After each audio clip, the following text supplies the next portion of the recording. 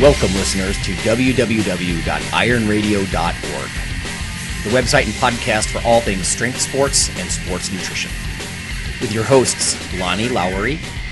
Remember, Phil is like a gnarled old oak tree held together with scar tissue and bone spurs.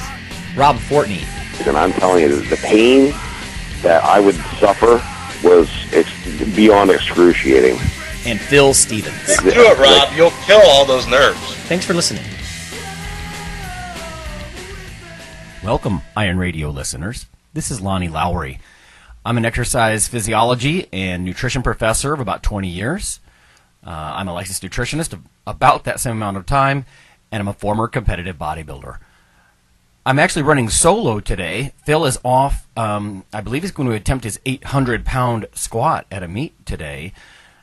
Dr. Nelson is literally in the air at the time of recording. So a lot of our listeners know that he's often gallivanting around the globe, going to all kinds of conferences and workshops, and he always checks in and records unless he's literally in the air, which is sort of what happened. So I'm running solo again, and we're going to just cover news today, in particular news on food, fitness, and pharmacology. There's just a lot that's come across my desk, so it's actually not a bad time to run solo and see what we have going on. Strength and muscle sport news.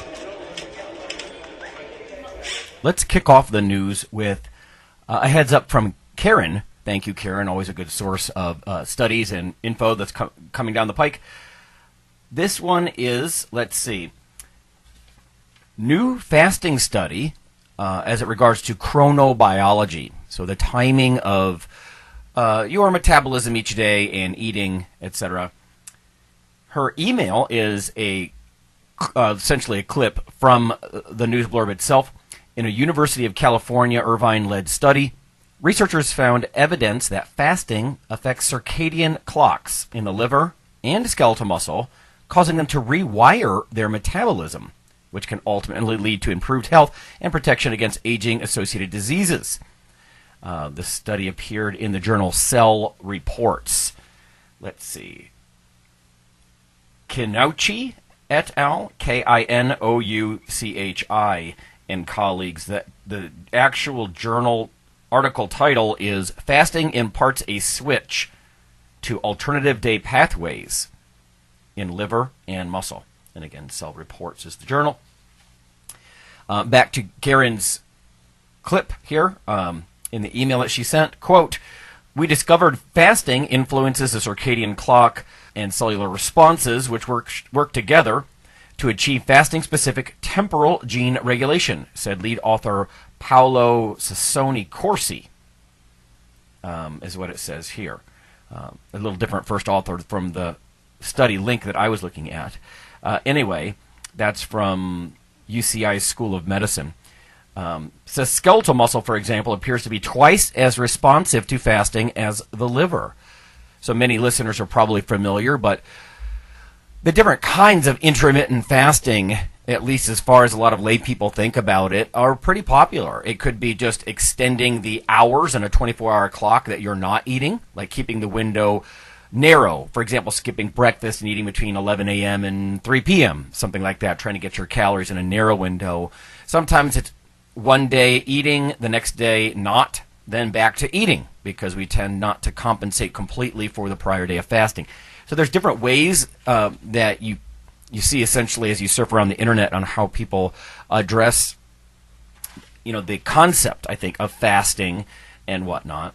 If you go to Science Daily from the link that she sent, it just says how fasting can improve overall health. It mentions quite a few of the things that she sent, and it just says, let's see, the circadian clock operates within the body and its organs as intrinsic timekeeping machinery to preserve homeostasis in response to a changing environment. Now, food, of course, is known to influence clocks and peripheral tissues. Dr. Nelson and I have seen this in different conferences, the different genes that alter metabolism in a cell. It's not just in your liver or just in one location in your body, but it tends to be throughout. What I find interesting about this one is essentially that it looks like muscle may be quite sensitive. Anyway, it says, quote, the reorganization of gene regulation by fasting could prime the genome to be in a more permissive state, allowing it to anticipate upcoming food intake and therefore drive a new rhythmic cycle of gene expression. It says, in other words, fasting may be able to essentially reprogram a variety of cell responses. And then it goes on to say, Sassoni Corsi first showed the circadian rhythm metabolism link about 10 years ago, and about how some of these circadian proteins sense energy in living cells. So, interesting stuff here about intermittent fasting. I'd be curious, listeners, if anybody wants to send an email, have you tried it? Do you find it difficult? Are you sold on the concept? That sort of thing. I mean, you could certainly, I was talking to some students recently, but you could certainly make an argument that from an evolutionary standpoint, we did not live in an environment of constant plenty. There would have been natural periods of fasting, probably not uncommon, for most of a day or more than a day at a time.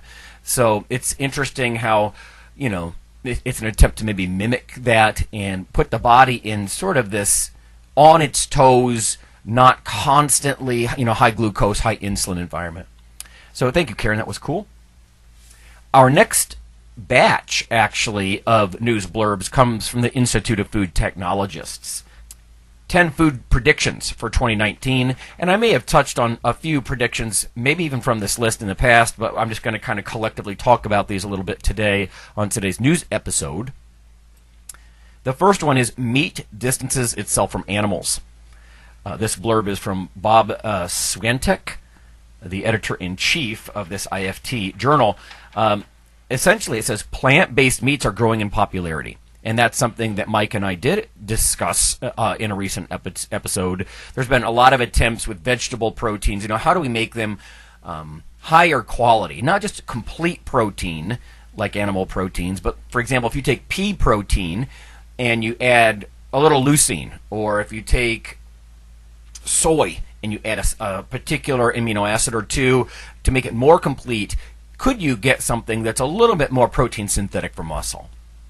Anyway, so plant-based proteins and quote-unquote meats are growing in popularity. He goes on to say, this Bob does, traditional meat is not standing still. Genome editing of food animals may produce meat with improved feed-to-protein ratio, because, of course, the farmers are all about getting more meat on the bones of an animal, right? And that can even go to an extreme with lab-grown meat, where essentially there are no bones. You're just putting nutrient broths into large vats, and we've covered this in years past, and growing the meat. I mean, that presents a real ethical, twist. Like if someone is a vegan for ethical reasons, well, there's no animals being slaughtered now. They're growing masses of cells in a dish, and they're growing them on scaffolds of collagen and whatnot to try to make it seem like it's got a more realistic mouthfeel, but it's much less waste. You're not killing an animal per se, that sort of thing. Anyway, Bob Swiatek essentially says that may be the ultimate entry into the meat arena, that commercialization of lab-grown cultured meat, which might hit the market this year. Like, it's here. It's very expensive, and that's what we're kind of waiting is for the cost per pound to come down. So that was number one on their list, actually, the IFT predictions. Meat distances itself from animals. The next one, let's see, is from Kelly Hensel. She's a senior digital editor there. This was botanical beverages hit the mainstream. And I have mixed feelings about this one. It says botanical flavors have been increasing in popularity. Different kind of craft drinks of different kinds.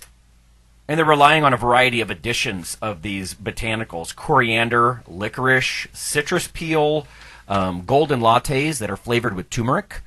I know sometimes in my own house we'll have golden milk, which is sort of a turmeric-flavored beverage. It says this winter Starbucks actually debuted a juniper latte, apparently having hints of juniper, sage, evergreen, citrus, these different things. And she goes on to say the use of botanical extracts in beverages is in line with today's high consumer expectations for quote-unquote health-enhancing and authentic products. Well, I would just I would suggest to anybody who just starts consuming a lot of these botanicals, I mean, that's a whole world of almost pharmacology, and I think we need to be a little careful, at least read up on what some of these things do. For example, this blurb mentions licorice, and there's some interesting and slightly disturbing info that licorice could depress testosterone concentrations, for example. But it's always a mixed bag, and a lot of this, like, ethnobotany pharmacology stuff, herbal stuff, it's really outside of the wheelhouse of even a nutritionist. I would used to tell food companies, listen, I'm a nutritionist. If it's about proteins or carbohydrates or fats or vitamins, minerals, water, even non-essential nutrients like creatine, okay, I'm trained in that. I'll even wade into certain phytochemicals, right? PHYTO, plant chemicals, or zoo chemicals. In fact, creatine is one. But a lot of these herbs and whatnot, this is drifting into the range of the toxicologist or, pharmacist maybe, even if they're the best choice for that. But it's not nutritional per se. So I would just suggest you go read up on some of these different extracts. If you're going to regularly consume something that's got different herb extracts and whatnot in it, go see what those do. They could have relaxing properties, hormone-altering properties. They could change different enzymatic activity, things like that. So, but anyway, they predict that is coming down the pike, at least according to Kelly Hensel, the senior digital editor there, Botanical Beverages in the Mainstream. The next one, I think we might do a whole episode on here on Iron Radio with Dr. Nelson, because he has written a few things on different internet sites, articles about this, but cannabis cuisine.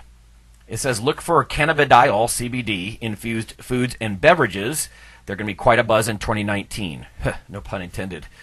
Offering claims of reduced anxiety, better sleep, and pain relief, CBD is already making its mark in health products. Says there's a variety of these kinds of products hitting the market, including beer, wine, coffee, chocolate, soups, snacks. This blurb says in states where recreational cannabis is legal, both CBD and THC-infused innovations will expand their presence. This is from Margaret Malachib. She's an associate editor, apparently, at this IFT publication. It's the first time, if you haven't heard me say it before, that I have real hope for an actual appetite stimulant as these products become available. In the past, you find a lot of crappy, supposed, purported appetite stimulants on the shelves of different, natural vitamin type stores. A lot of these things are just a collection of B vitamins and whatnot, and they're not actually going to make you hungry. So that's always a challenge for people in the know. If you're going to gain heroic mass and size, you have to be hungry and you have to eat. And so this cannabis cuisine idea that she's talking about, that is interesting to me. It could be a new tool when used carefully, in my opinion, when it comes to weight gain. This next one, again on their list of predictions here, is the ease to please. This is Elizabeth Sloan. She's a contributing editor. Basically says a lack of cooking skills and even greater time constraints have raised the cries for more convenient meal solutions. She talks about how these sort of pre-prepped and all-ready to eat kinds of products jumped 5% last year, according to the International Food Information Council. Pre-prepared, pre-cooked, and pre-cut offerings drove 50% of growth in the fresh food departments, per Information Resources, Inc., she says. So there's even this idea of, rapid cooking instructions or a quote-unquote easy-to-prepare claim that they predict will appeal to millennials and Gen Zers who want fresh products, but essentially things that are, almost instant, very easy and fast to make. And I can certainly appreciate the schedule issues. But here's another question I can pose to listeners. What kind of kitchen skills do you have? I mean, are you actually skilled in the kitchen? Just like with fitness-related skills, I work with clients that are very intimidated. They walk into a fitness center and they see all these giant pieces of cardio and blinking, consoles and this sort of stuff, and or then they even just a barbell or a power rack or some pieces of machinery, and they just get intimidated. And and even leave, unfortunately. But I think the same thing can be true for the kitchen. What kind of kitchen skills do you have? Do you know basic units of measurement? You know, how many tablespoons in a quarter cup? Things like that. What temperature do you typically bake or cook or fry things at? I mean, there's a lot of things as far as kitchen skills as well that I think we need to be cognizant of. So send an email if you feel like you could use an episode on, you know, basic kitchen prep as far as keeping your diet tight, or pre-prep tips, stuff like that. But that'll wrap up essentially the IFT food trend predictions for 2019. There's more on this list. Some of it's a little bit redundant. So things to think about, and maybe even send us an email and either comment or a question that might sort of spark for you. All right. So one more on food before we get to fitness and pharma today, since it's a little bit shorter episode and you don't want to hear me ramble for the full hour. But I thought I would share a few things on what's happening in my lab with the coffee research. Essentially, we're looking at more and more gender issues. We just gave a campus talk this past week, myself and a colleague, Dr. Scanlon, on, the title was, "Do Women Get More from a Cup of Coffee Than Men?" And as with most of what I do, this is in a pre-workout kind of environment. Okay, so that's worth noting because there's some anticipation of the workout and that sort of thing. In any case, when it comes to performance, like barbell-type performance, we first looked at strict bench pressing. And I think the short answer is, do women differ there from coffee? No, probably not. We looked very carefully.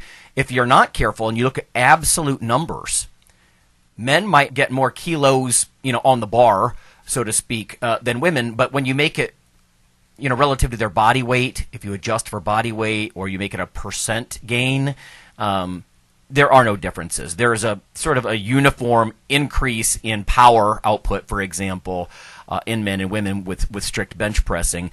Later, another one of my students who's now graduated, grad student now, and she's helping with the coffee project that we're doing with listeners, and even helping with sort of intern-like duties with IronRadio. But Kayla looked at some of these things in a reflexive bench pressing kind of setting. So more like a pre-stretch, stretch, shorten, cycle, that sort of thing. Again, when you look across the board, not much difference between men and women. Everybody benefiting, and we could certainly also document a stretch reflex, because of course when you do a rapid ballistic kind of lift with some pre-stretch kind of thing, preload or pre-stretch, you get better force output. And we were actually seeing like 29% better force production and that kind of thing. We've already presented and published that abstract and whatnot. But what we're interested in now, and this was completely by accident, which I think is one of the most fun discoveries, way to make a discovery, is the cognition and alertness kinds of things. There's almost no question that women are getting more out of a big cup of coffee than men. Now, one of the first things you have to address is maybe a big cup of coffee, say a 16 or 20 ounce cup of coffee. Women are just getting a higher dose of caffeine per kg of their body weight, right? Per pound of their body weight, if you will. Then let's say a big powerlifter, some 300-pound powerlifter, that coffee is just not as big for him, as a 20-ounce coffee might be for, let's say, a 120-pound female. So we adjusted for body weight. You could sort of mathematically take it out of the equation, and there are still strong trends that women are becoming more alert. And so out of curiosity, we looked at other literature, and sure enough, there's literature out there, and we've touched on this in past weeks, but that because women's livers are busy, some of the same or similar enzyme systems are breaking down estrogen or progesterone in women. They sort of have divided focus when it comes to breaking down the caffeine in the coffee that you just drank. So caffeine levels in the serum get higher, and there are some data to suggest that. We didn't measure caffeine levels in the serum in the gender comparison, although we are just starting to successfully measure some caffeine levels in blood, concentrations in blood. But we looked at epinephrine production, and although it's not statistically significant, I think the p-value is like 0.1 something for you statisticians, the effect size was large. So we didn't have many men versus women to compare, maybe half a dozen of each. But if you do it strictly as a percentage, women were getting like a 70 or 71% jump in epinephrine release after consuming the coffee and doing a very light ballistic kind of workout. Guys are getting about a 35% jump. So again, you have to be cautious. You have to make sure that you co-vary for body weight and, like I said, adjust for these things. But so far, it looks like probably women are getting more alert and a stronger, more robust, maybe, epinephrine response. So stay tuned as we chew on this. We're probably going to present some of this at the International Society of Sports Nutrition meeting in Las Vegas in June. We had Dr. Antonio on this show not long ago, and I'll be there with some of my crew. So it'll be fun to share that data, and I might even do a big podium talk. We'll see if there's time and there's interest, but about gender issues with pre-workouts, because there really seems to be something there. There's a lot of individual genetic variation in how we break down caffeine and the different compounds in coffee, but there also, at least from what we're seeing in our lab, there may be some gender things, especially when you make them very practical with a lot of external validity, right? How it really happens when you go out and your training partner's a guy and you're a girl and you both drink a grande Starbucks. Cognitively, or at least psychometrically, with this alertness idea, the female's probably going to get a little bit more, at least according to what we're seeing lately. And like I said, there's some interesting stuff about liver enzymes and divided attention, because of course women's livers, they're focusing on those sex hormones that men just don't have in the same amounts. So men's livers can really hone in on that caffeine you just drank and break it down more rapidly. At least, there's the suggestion. So I thought I would share a little bit about what we're doing to wrap out the food section. When we come back from break, we're going to talk about fitness and pharmacology news and how it might relate to lifters.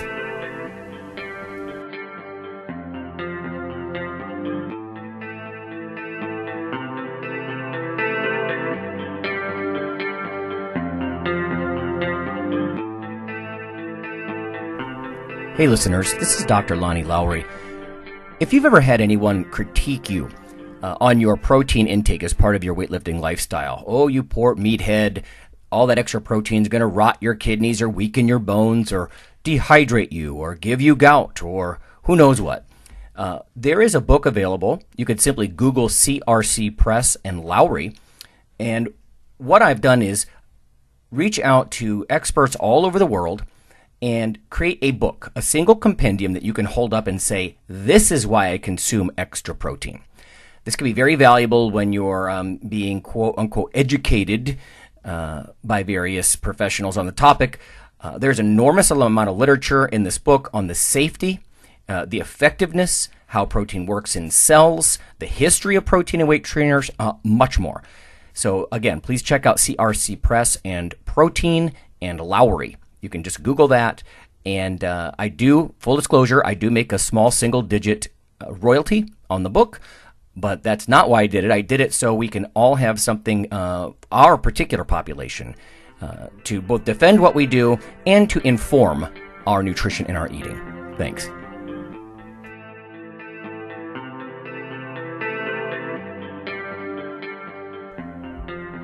IronRadio is, of course, primarily a podcast.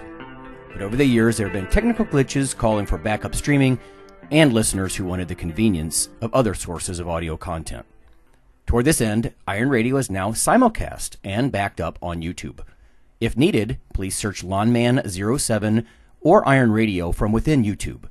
There's not much video, but if you like to listen through YouTube on a Roku or other living room device, there you go.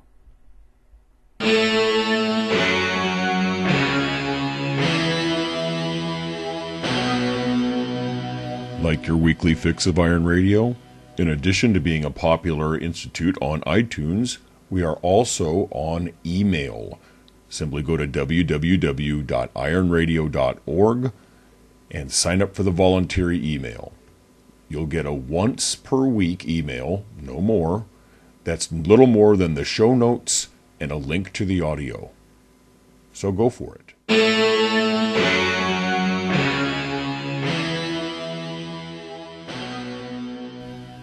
All right, folks, I'm back. It's Lonnie. I'm running solo today because Phil is competing and Mike is flying. So I'm struggling through a little bit of a cold myself here, but we're going to get her done.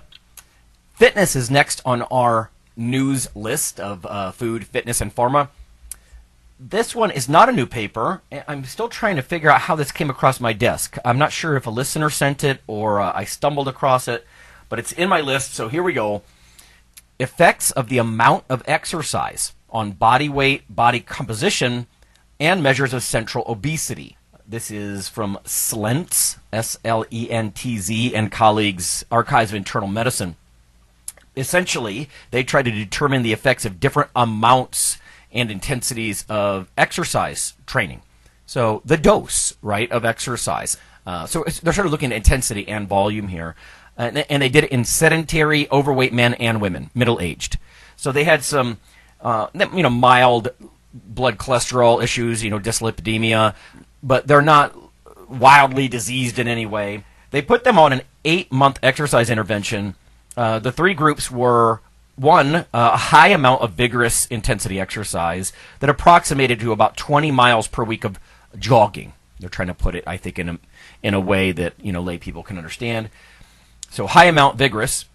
They did a low amount of vigorous intensity exercise. So again, they're keeping the intensity up, but they're cutting back on the total volume, and they approximate 12 miles per week of jogging.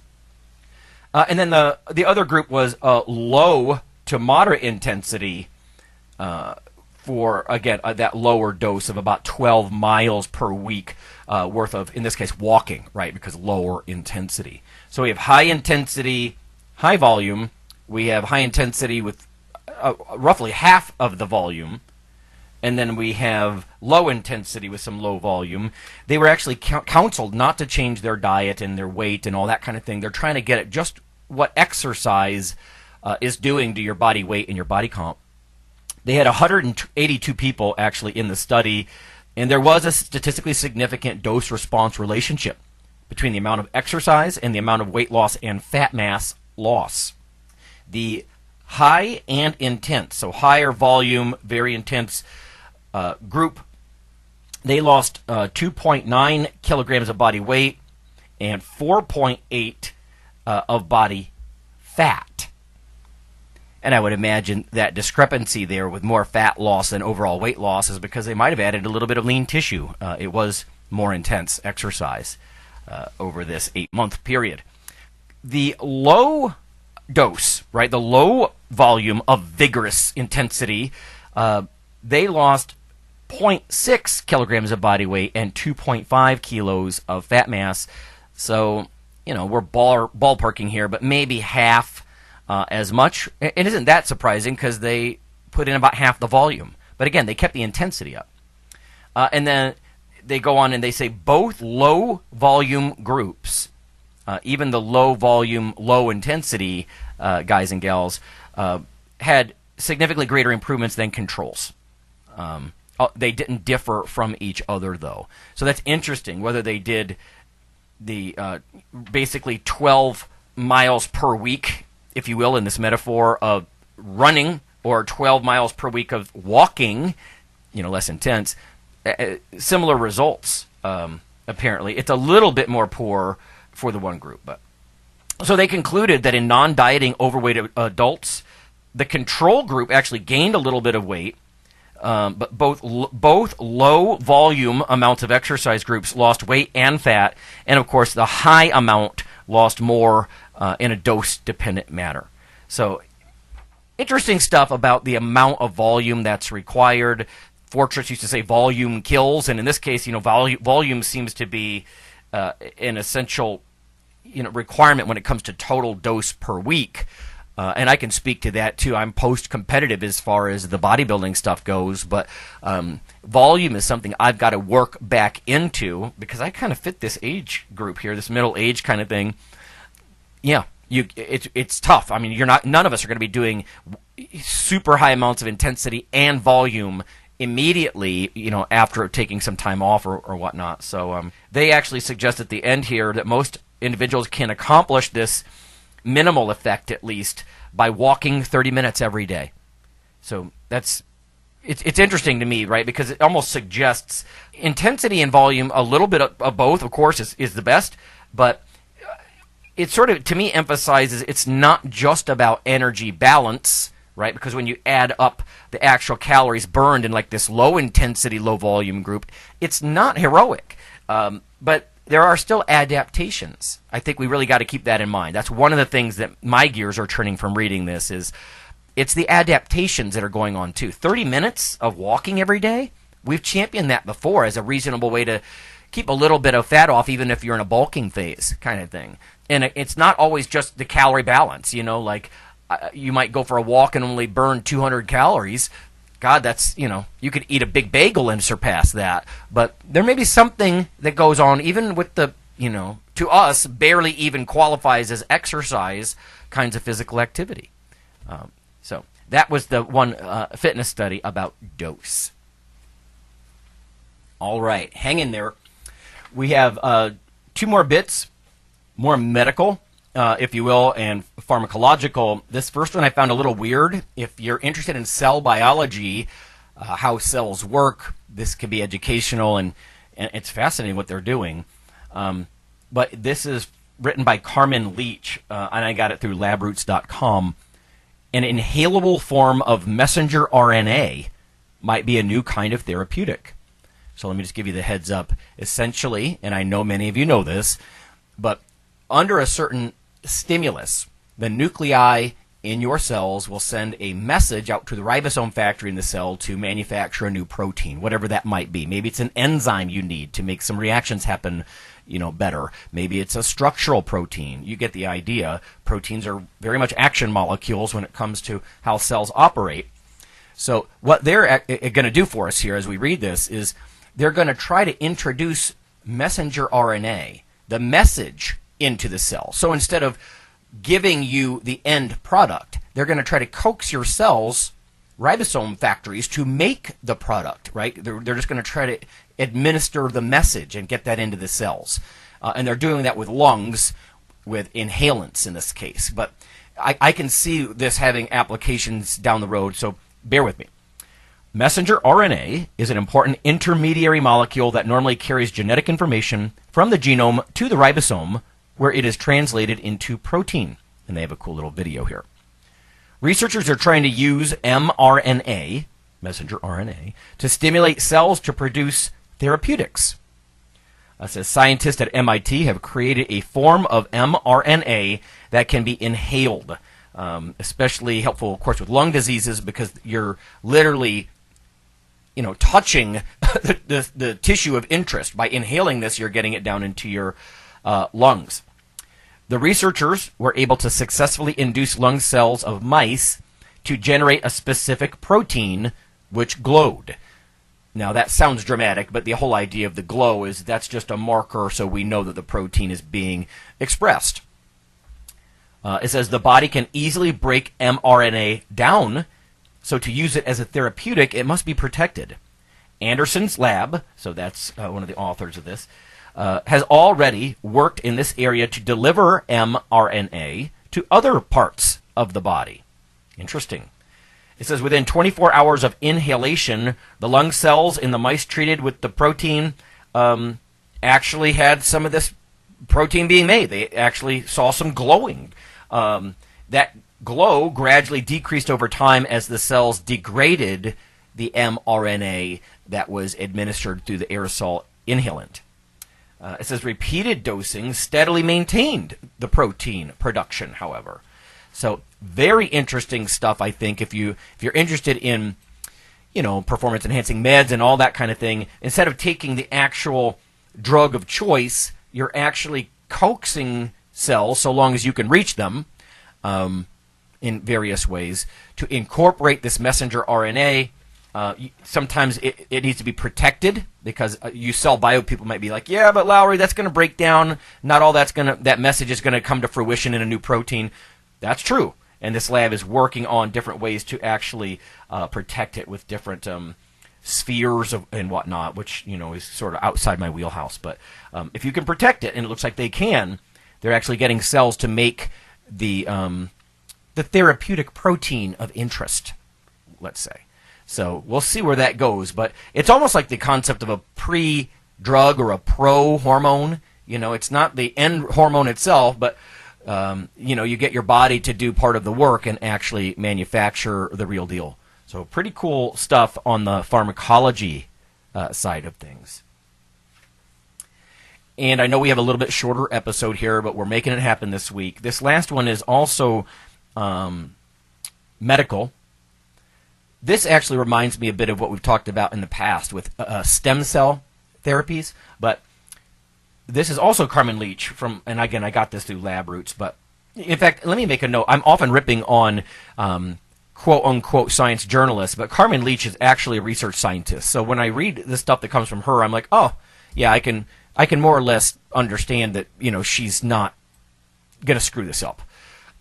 Anyway, this says, developing tissue-engineered discs to treat bad backs. Lots of heavy lifters have back issues. A lot of people who don't even, expose themselves to 800-pound squats like Phil already, by the time they're middle age are having back problems regardless. So it says, as we age, the discs of padding that sit between our vertebrae begin to wear down, and obviously that causes pain and whatnot. Typical surgeries now are spinal fusion.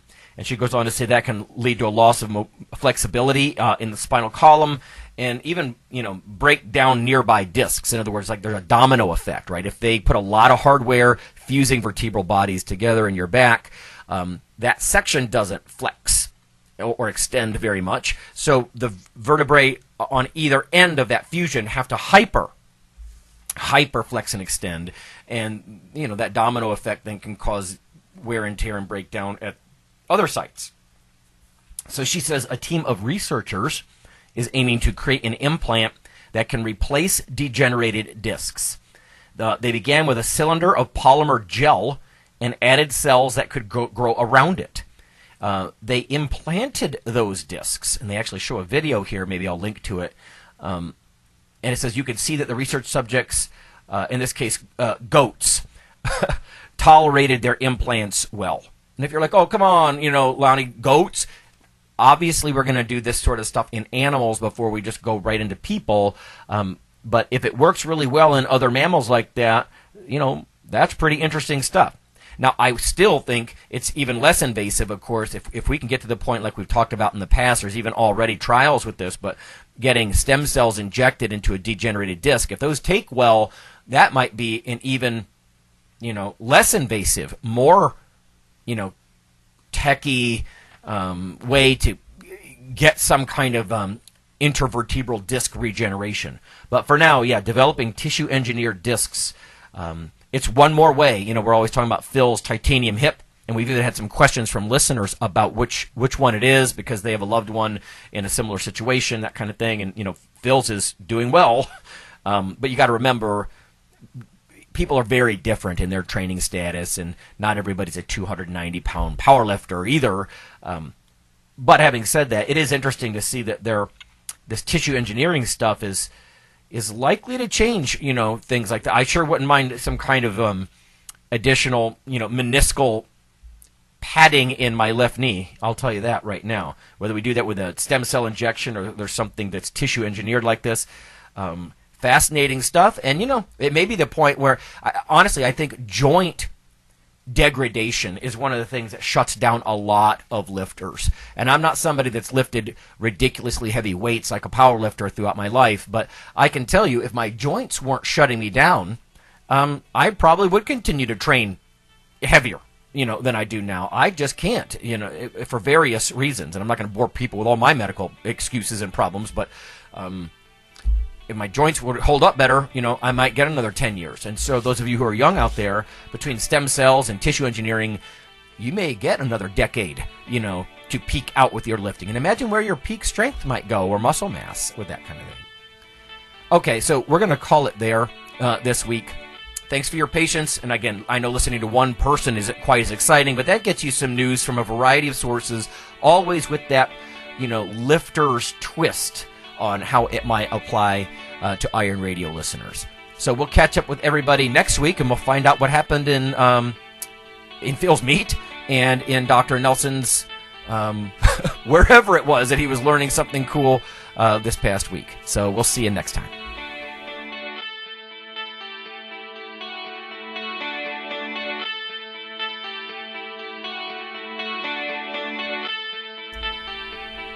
Hey listeners, have you seen the store at IronRadio.org? There are 3 halls in the store. One for Phil, one for Fortress, and one for myself, Dr. Lowery, and they're thematic. So you can go into our Halls of Iron store and choose based on your goal. If you need something to learn or read or something nutritional, you can look in my store, Lonnie's store. If you want something about injury prevention or competition, then take a look at Phil's Hall of Iron. And if you want something about motivation or daily training, Fortress's Hall has what you're looking for. There are some fun, heroic descriptors as you browse through the store, so we try to make it a little more fun than the average boring online store. And whether you're a novice lifter or someone more experienced, you can take heart that you're not wasting your time.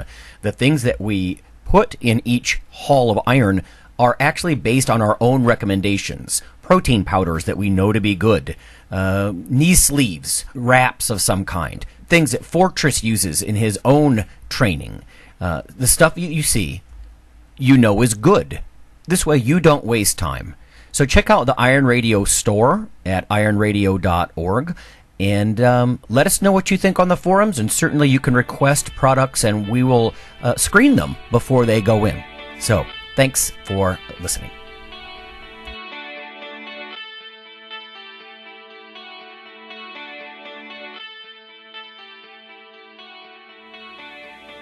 Iron Radio is accepting donations. If you like what we do, the professors, the scientists, the bodybuilding show promoters, the athletes themselves in powerlifting and bodybuilding, please consider making a donation or maybe buying something from the ironradio.org store. We also are accepting supporting members. So for $4 a month, which is frankly less than the bank sneaks out of your account in fees, you can step up and support a form of sort of public radio for the bodybuilding and powerlifting and strength community. The Iron Radio podcast and all of the audio on ironradio.org is for informational purposes only. If you're interested in starting a diet or exercise program, it's important to check with your physician. Also seek the help of registered dietitians, athletic trainers, and qualified exercise physiologists in order to make the progress that you need.